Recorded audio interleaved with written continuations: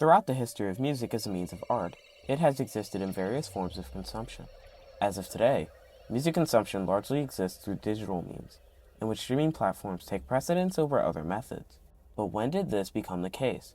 What pivotal moment in music history prompted the switch of priority between methods from physical to digital?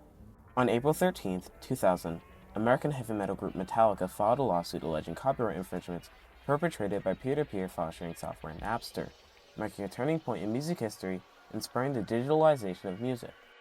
Prior to Napster, compact discs, or CDs, were released commercially in 1982. The format took off from a global standpoint, with Dire Straits' 1985 album, Brothers in Arms, selling more compact discs than vinyl. The format took off from there, overtaking vinyl in 1988 and cassettes in 1991, with its profits peaking in 2000. Launched by Sean Parker and Sean Fanning on June 1, 1999, Napster operated as a platform for others to exchange music. As a peer-to-peer file-sharing application, Napster allowed individual users to share compressed digital music files, or MP3s, with others using the platform. The program's users peaked in February of 2001 at 26.4 million verified users. The problem underlying it all was that the search engines and the systems out there were designed with the idea that there would be these permanent servers that were online all the time and available. So with this music that people were searching for and accessing, in many cases it was being served off of people's personal computers. So these are things that were not reliable and not designed for that role. In December 1999, a group of 18 record companies represented by the Recording Industry Association of America, otherwise known as the RIAA, began a landmark intellectual property case and sued Napster for copyright infringement, asking for damages of $100,000 every time a song was downloaded. Napster's legal saga ensued within the following year, as on April 13, 2000, American heavy metal band Metallica filed a lawsuit over copyright infringement against Napster. The suit came about after learning that a track the band had created for Mission Impossible 2, titled I Disappear, had been leaked onto Napster and subsequently played on radio stations. Well, at that time, Metallica was, the biggest band that 98 Rock played, in terms of current popularity at that time, and not just 98 Rock, but most rock stations, and they're still, a really popular band. The suit initially named the University of Southern California, Yale University, and Indiana University. The lawsuit itself cited copyright infringements, unlawful use of digital audio interface devices, and violations of the Racketeering Influence and Corrupt Organizations Act. Napster argued that they were protected by the Digital Millennium Copyright Act, an act signed into law in 1998 that protects programs deemed as service providers from copyright liability specifically stemming from infringement by their users. Public reactions to the lawsuit varied, with notable artists coming out in support of file sharing, including former Nirvana drummer and Foo Fighters frontman Dave Grohl. The thing about music is that music should be available to anybody that wants to hear it. I think that there should be no such thing as a price tag on music. Okay, maybe there's a price tag on the package that you buy. You pay $13 for a CD, you get the artwork, you get the jewel box, you get the friggin' sticker, you get the whole nine, whatever. But I don't want to turn on my fucking radio and have to put a nickel in it to hear Metallica. As well as Limp Bizkit founding member Fred Durst, who hosted free concerts featuring the likes of Korn and Cypress Hill, which were sponsored by Napster in the summer of 2000. In solidarity with Metallica, Dr. Dre filed a lawsuit against Napster on April 25, 2000. On July 11, 2000, Metallica's drummer and co-founder Lars Ulrich testified in a Senate judiciary hearing. I do not have a problem with any artist voluntarily distributing his or her songs through any means that artist so chooses. But just like a carpenter who crafts a table gets to decide whether he wants to keep it, sell it, or give it away, shouldn't we have the same options? We should decide what happens to our music, not a company with no rights in our recordings, which has never invested a penny in our music or had anything to do with its creation. The choice has been taken away from us. On February 12, 2001, the groups represented by the RIAA won their case against Napster. In March 2001, Napster was forced to implement a song filtering system, giving the company 72 hours to remove all copyrighted material belonging to either Metallica or Dr. Dre. On July 12, 2001, Napster settled with both Metallica and Dr. Dre. In September 2002, Napster filed for Chapter 7 bankruptcy, and its assets were ultimately liquidated. Though the lawsuits ultimately ended with Napster's dismantling, the RIAA and at large the music industry was fearful.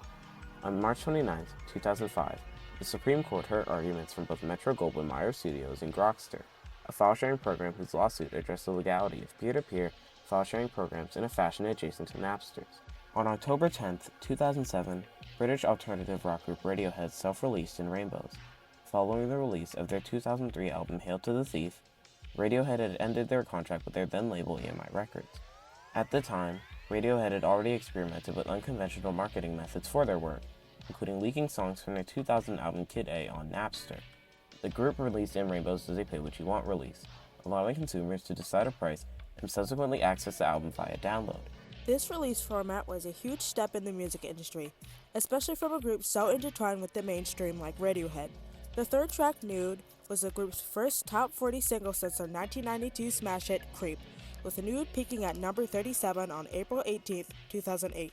In an NPR article written by Eric Garland published 2 years after its release, Garland cites the format as an experiment and questions its effectiveness as a step towards the future, stating, Today, with the increasing popularity of free music streaming, the music industry's core issues are more complex and much more urgent.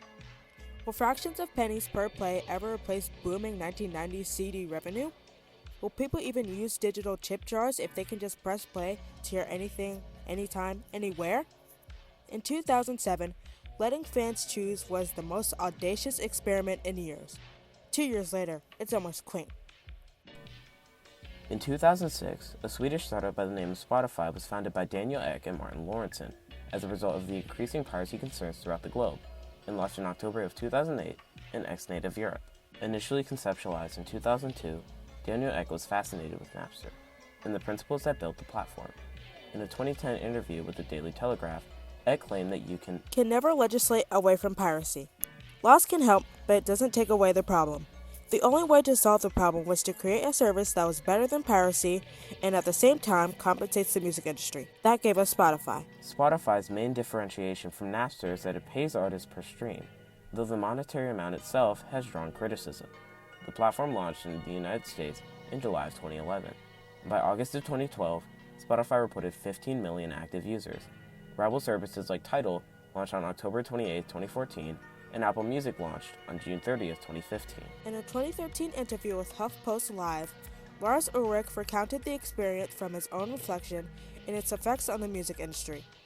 13 years later, it was what it was. I'm proud of the fact that we stood up for what we believed in at that time, and I think that history has sort of proved that we were somewhat right. And the only thing that really bugged me about it was, when they were calling us technically, sort of Luddites or whatever. I mean, we were always consider ourselves to be part of the edge in terms of technology, and we've always been very open about sort of investing everything that we had financially back into the band. So when people called us greedy and money hungry and all of that, that was a little bit out there.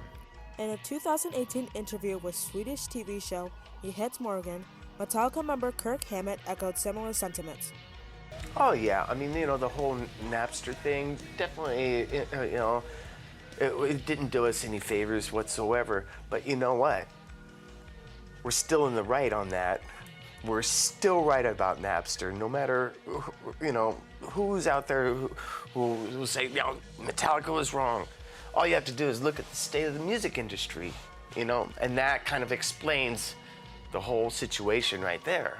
The conversation surrounding Napster and its peer file-sharing contemporaries completely morphed the music industry and how individuals consume music, shifting corporate attention towards digital means of music and showcasing varying perspectives throughout the music industry.